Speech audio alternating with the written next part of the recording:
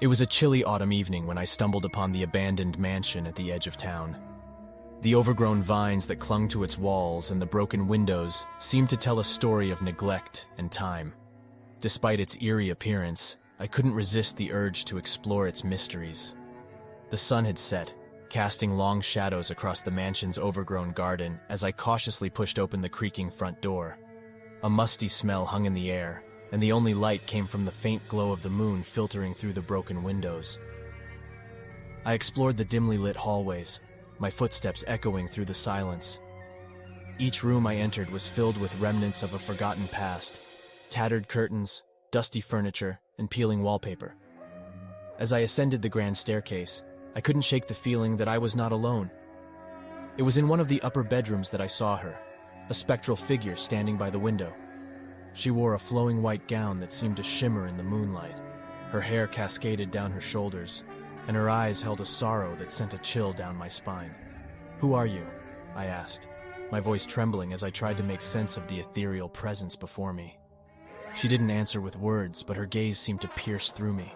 Images flashed in my mind, a story of a young woman who had lived in this mansion long ago. Her name was Eleanor, and she had been waiting for something, or someone. As I absorbed her story, I felt a mixture of fear and empathy. Eleanor's spirit had lingered in the mansion, unable to move on from her earthly ties. The passage of time had blurred the lines between the living and the dead, and I had unwittingly stumbled into her world. The room grew colder, and a whisper carried on. The wind reached my ears. "Help me!" Eleanor's voice echoed, her plea echoing through the stillness. I knew I couldn't ignore her plea.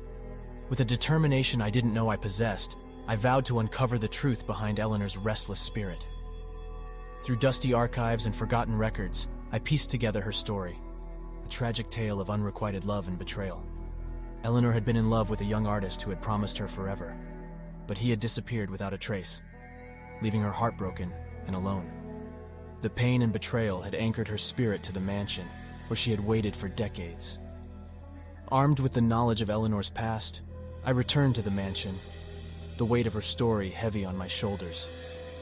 As I stood in the room where I had first encountered her, I closed my eyes and whispered, "Eleanor, I know your story. You don't have to wait any longer."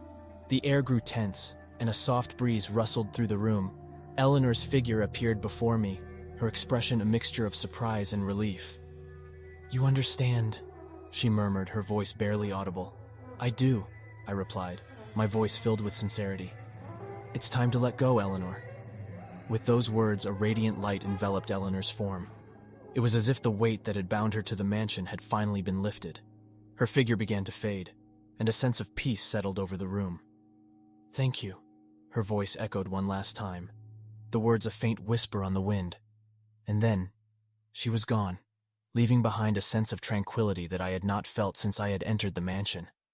The atmosphere seemed lighter, as if the mansion itself had sighed in relief. As I left the mansion behind, I couldn't help but reflect on the encounter. The boundary between the living and the dead was thin, and sometimes all it took was a listening ear and a compassionate heart to help a lost soul find their way. The abandoned mansion was no longer a place of darkness and despair. It was a testament to the power of understanding, empathy, and the unbreakable connection between the past and the present. And as I walked away, I couldn't help but wonder if Eleanor had finally found the peace she had been searching for all those years.